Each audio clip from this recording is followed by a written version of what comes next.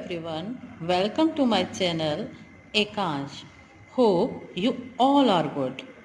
7. Chapter 4 Tughlaq Dynasty is going on. Turn to page number 32.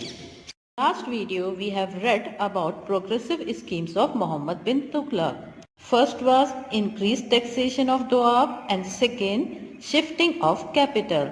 Now in this video we will read about his third progressive scheme, introduction of token money. Introduction of token money. Sultan thought of issuing token coins made of brass. At that time, in rest of the world, silver made coins were in use. सुल्तान ने पीतल के बने हुए token coin जारी करने का विचार किया। टोकन कॉइन इस टाइप के कॉइन्स होते हैं कि जो मेन कॉइन के साथ ही जारी किए जाते हैं और उनकी वैल्यू जो मेन कॉइन होता है उसी के बराबर होती है। उस समय पूरे वर्ल्ड में चांदी के बने हुए सिक्के चलते थे। सुल्तान issued an ordinance according to which brass made coins were to be used in his kingdom in place of silver made coins.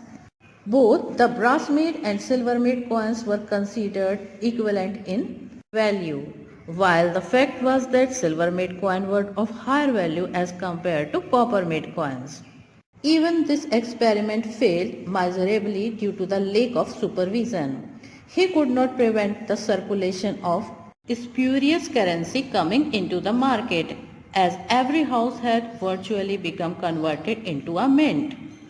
सुल्तान मोहम्मद बिन तुगलक ने एक अध्यादेश जारी किया जिसके अनुसार उनके राज्य में चांदी के बने सिक्कों के स्थान पर पीतल के बने सिक्कों का प्रयोग किया जाएगा। पीतल के बने और चांदी के बने दोनों सिक्कों के मूल्य को बराबर माना जाता था, जबकि फैक्ट यह है कि चांदी के बने सिक्के तांबे के बने सिक्कों की तुलना में अधिक मूल्य के होते हैं। अब सिक्के तो उन्होंने चलवा दिए लेकिन वो सुपरविजन नहीं करवा सके। सुपरविजन के अभाव में ये एक्सपेरिमेंट भी उनका विफल हो गया, क्योंकि अब जो है नकली करेंसी बाजार में आने लगी थी। नकली करेंसी या जाली करेंसी, इंग्लिश में इसे सुपीरियस बोल सकते हैं। अब प्रत्येक घर जो है वो मिंट में परिवर्तित हो गया था। मिंट टकसाल एक ऐसी जगह जहाँ पे सिक्के डाले जाते हैं। कॉपर आसानी से सभी को मिल जाता था। ब्रास तो ब्रास मेड कॉइन्स जो हैं आसानी से सभी व्यक्ति अपने घरों में ही ढाल दिया करते थे। वो कॉइन्स फिर सर्कुलेशन में आ जाते थे। चांदी के सिक्के सर्कुलेशन से गायब हो रहे थे क्योंकि उनकी वैल्यू ज़्यादा थी और उसके बदले में घर से बने हुए ब्रास कॉइन्स मार्केट में चलने लगे थे। When the foreign traders came to know of the reality, they stopped accepting payment in copper currency. If there had been some proper official supervision and some official mark engraved over the coins, perhaps such malpractices could have been prevented. Realizing the failure, the Sultan suspended the use of copper coins and instead issued silver coins from government treasury. जब foreign traders को इस reality का पता चला कि जो coins वो accept कर रहे हैं ये सिल्वर के नहीं हैं, ब्रास मेड हैं, और दूसरी बात ये सुल्तान की ट्रेजरी से इशू नहीं हुए हैं। यदि सुल्तान कुछ प्रॉपर ऑफिशियल सुपरविजन करवाते और सिक्कों पर कुछ ऑफिशियल मार्क एनग्रेव्ड करवाते जिन्हें राज चिन्ह कहा जाता है, तो शायद यह स्थिति नहीं आती। अपनी विफलता को महसूस करते हुए सुल्तान ने तांबे के सिक्कों के उपयोग को सस्पेंड कर दिया और उन सिक्कों की घर घर में जो मिंटिंग चल रही थी वो भी बंदी हो गई। उसके बाद सरकारी खजाने से चांदी के सिक्के जारी किए गए। During the last year of his rule, Muhammad bin Tughlaq faced so many internal disturbances. There was revolt in both the northern and southern parts of his kingdom. The Sultan could not exercise control at both the places. His steps to control south proved absolute failure. Consequently, there emerged two new states, namely Vizianagar and Bahamani. In the north, Bengal became an independent state so as to control the rebellions during the last 16 years of his rule. Sultan kept on running from one place to the other. Muhammad bin Tughlaq suffered illness during the Sindh revolt and finally died in the year 1351. अपने शासन के अंतिम वर्षों के दौरान मोहम्मद बिन तुगलक को कई आंतरिक अशांति का सामना करना पड़ा, इंटरनल डिस्टरबेंस का सामना करना पड़ा। उनके राज्य के नॉर्थ और साउथ दोनों भागों में रिवोल्ट हुआ, दोनों भागों में विद्रोह हुआ। क्योंकि दोनों ही भागों का नियंत्रण एक ही स्थान से होता था, इसलिए सुल्तान खुद से दोनों स्थानों पर पूरी तरीके से नियंत्रण नहीं रख पाए। साउथ का नियंत्रण करने में वो पूरी तरीके से विफल साबित हुए और कॉन्सिक्वेंटली दो नए राज्य विजयनगर और बहमनी का उदय हुआ।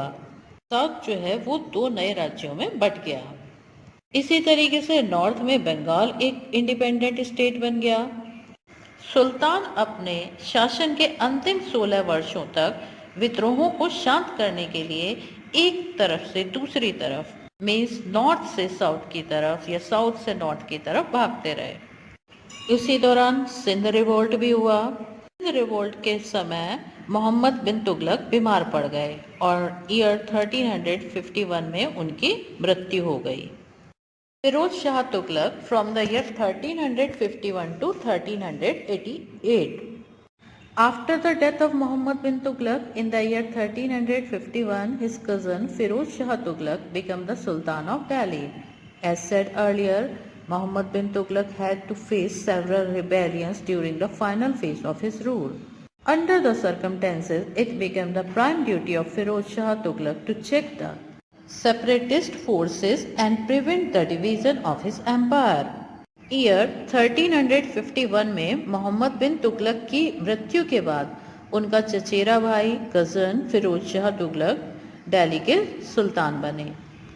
मोहम्मद बिन तुगलक के शासन के अंतिम समय में साम्राज्य में अलग अलग भागों में रिवोल्ट हो रहे थे, अतः गद्दी पर बैठते ही फिरोज शाह तुगलक के लिए यह पहली समस्या थी कि वो विद्रोहों को शांत कैसे करें और अपने एम्पायर के डिवीजन को कैसे रोकें, यानी अपने साम्राज्य को बंटने से कैसे बचाएं। ये उनका एक प्रमुख कर्तव्य बन गया था। Order to fulfil the purpose he adopted the policy of appeasement of amirs, ulemas and his army man. Firoz Shah Tughlaq never initiated any military expedition for the spread of his empire. All his military measures were aimed to protect his own empire. His reign was full of peace and all-round progress. Firoz Shah Tughlaq ने अपने उद्देश्यों की पूर्ति के लिए अमीरों, उलेमाओं और उनके सैनिकों को संतुष्ट करने की नीति अपनाई। उन्होंने कभी भी अपने साम्राज्य के प्रसार के लिए मिलिट्री एक्सपेडिशन शुरू नहीं किया, यानी खुद से उन्होंने आक्रमण करके किसी भी साम्राज्य को अपने साम्राज्य में नहीं मिलाया। उन्होंने जो भी मिलिट्री मेजरमेंट किए उनका उद्देश्य केवल अपने एम्पायर की रक्षा करना था। उन्होंने केवल उन्हीं स्टेट्स को अपने पास रखने की कोशिश की जिसका शासन वो एक स्थान से आसानी से कर सकते थे। उनके शासन जन कल्याणकारी कार्यों यानी पब्लिक वेलफेयर एक्टिविटीज के लिए प्रसिद्ध था। उनके समय उनके शासन में उनके राज्य में चारों ओर शांति थी और ऑल राउंड प्रोग्रेस हो रही थी। Public welfare activities. Firoz Shah Tughlaq was generous and benevolent. His rule provided his subjects the much needed peace and a sense of satisfaction which had eluded them since many years.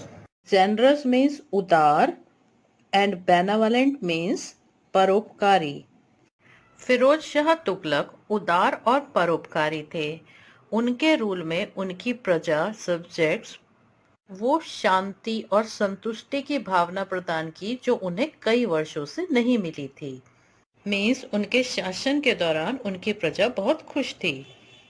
According to him agriculture should be given highest priority, hence he constructed many canals.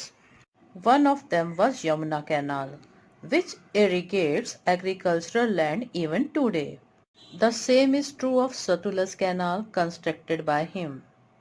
The income earned from barren land was applied for the upliftment of education and promotion of religion. He founded several new cities such as Jaunpur, Firozpur and Firozabad. He also reclaimed wastelands and converted them into beautiful gardens. He built a number of mosques, palaces, tombs, hospitals, colleges, public baths, bridges and reservoirs. Firoz Shah Tughlaq agricultural के महत्व को जानते थे, इसलिए उन्होंने उसको सर्वोच्च प्राथमिकता दी। उन्होंने यमुना कैनाल और सतलुज कैनाल बनाया, जिससे आज भी सिंचाई की जाती है। इरिगेशन मतलब सिंचाई। एग्रीकल्चर करते हैं तो उन पौधों को पानी की जरूरत पड़ती है, तो पानी कहाँ से आता है? कैनाल से। रिवर्स अलग होती हैं और कैनाल मैन मेड होती हैं। बैरन लैंड होती है, बंजर भूमि, जिसपे हम कोई चीज उगा नहीं पाते। उस लैंड को भी उन्होंने यूज किया और उससे जो इनकम होती थी उससे वो एजुकेशन का उत्थान करते थे और रिलीजन यानी धर्म का भी प्रचार करते थे। He also administered a department Diwan Khairat offering assistance to the widows and orphans and arranging the marriages of girls from poor families. He also started an employment exchange, providing services to the unemployed youth of the empire. ने widows और orphans यानी अनाथ बच्चों की सहायता प्रदान करने के लिए और जो गरीब फैमिलीज हैं उनकी लड़कियों की मैरिज के अरेंजमेंट करने के लिए दीवाने खैरात विभाग भी एडमिनिस्ट्रेट किया, यानी उसको देखा। उन्होंने अपने एम्पायर में जो अनएम्प्लॉयड यूथ था उसको सर्विसेज देने के लिए यानी उनको काम प्रदान करने के लिए एक एम्प्लॉयमेंट एक्सचेंज भी स्टार्ट किया। He suspended all kind of barbarism practiced by earlier rulers. Even today, Firoz Shah Tughlaq is remembered for his public welfare activities. He died in the year 1388 at the ripe age of 80 years. Barbarism means बर्बरता या अत्याचार। उन्होंने अपने पहले से जो rulers थे, पुराने रूलर्स, उनके द्वारा प्रचलित सभी प्रकार के बारबेरन प्रैक्टिस को खत्म कर दिया, निलंबित कर दिया। फिरोज शाह तुगलक को आज भी उनके द्वारा जो पब्लिक वेलफेयर एक्टिविटीज प्रदान की गई थी उनको लिए याद किया जाता है। Khizr Khan, whom Taimur appointed as the governor of Punjab, established his authority over Delhi after the death of last Sultan of Tughlaq dynasty and founded Sayyid dynasty in the year 1414. Thanks for watching. See you in the next video.